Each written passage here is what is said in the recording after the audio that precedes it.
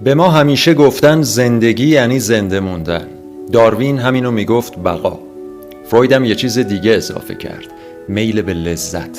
اما اگه همه چیز فقط بقا و لذته، چرا هنوز این همه انسان تو رنج باز ادامه میدن؟ چرا بعضیا وسط جهنم هم چیزی خلق میکنن؟ نیچه جواب داد زندگی رو یه چیز دیگه حرکت میده. اسمشو گذاشت اراده معطوف به قدرت. این یعنی چی؟ نیرویی تو وجود ما هست که میخواد رشد کنه، قوی تر بشه، مرزها رو بشکنه و چیره بشه. نه فقط بر دیگران، اول از همه بر خودمون.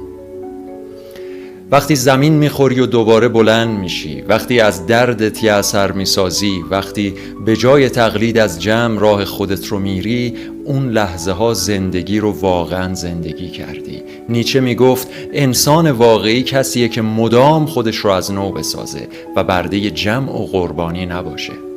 کسی که به زندگی و سختیهاش آری میگه.